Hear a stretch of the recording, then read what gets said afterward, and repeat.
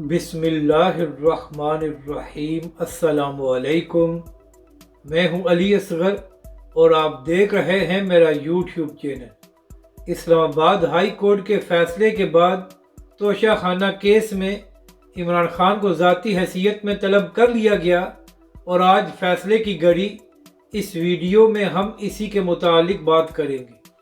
ناظرین کرام، اسلام آباد ہائی کورٹ نے کل یہ فیصلہ دیا تھا کہ سیشن کورٹ دوبارہ اس بات پر دلائل سنے کہ آیا توشہ خانہ کیس قابل سماعت ہے یا نہیں۔ اس کے ساتھ ساتھ اسلام آباد ہائی کورٹ نے عمران خان کی اس درخواست کو مسترد کر دیا تھا کہ توشہ خانہ کیس کو کسی اور عدالت میں منتقل کیا جائے۔ تو ناظرین کرام، سیشن کورٹ کے جج ہمایوں دلاور صاحب نے آج عمران خان کو ذاتی حیثیت میں 8:30 بجے طلب کر لیا ہے، اور اس کے ساتھ ساتھ جج صاحب نے عمران خان کے وکلاء کو کہا ہے کہ وہ اس بات پر دلائل دیں کہ آیا توشہ خانہ کیس قابل سماعت ہے یا نہیں۔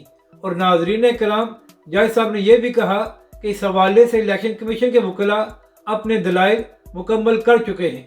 تو ناظرین کرام، آج پہلے اس بات پر فیصلہ آ سکتا ہے کہ توشہ خانہ کیس قابل سماعت ہے یا نہیں، مگر ناظرین کرام، یہاں پر اہم بات یہ ہے کہ جج ہمایوں دلاور صاحب اس سے پہلے یہ فیصلہ دے چکے ہیں کہ توشہ خانہ کیس قابل سماعت ہے۔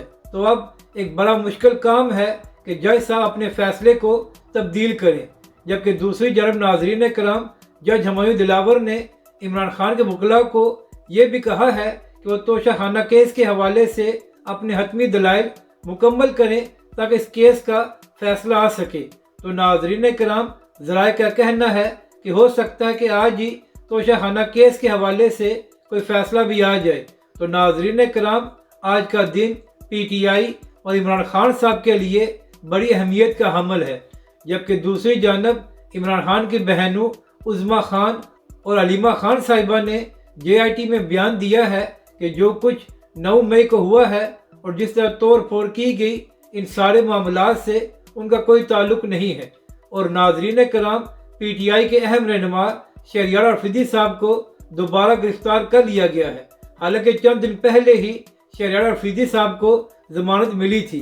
یعنی کہ ناظرین کرام، لگتا یہ ہے کہ شہریار افریدی صاحب کو تب تک رہا نہیں کیا جائے گا جب تک وہ پی ٹی آئی اور عمران خان سے لا تعلقی کا اعلان نہیں کرتے۔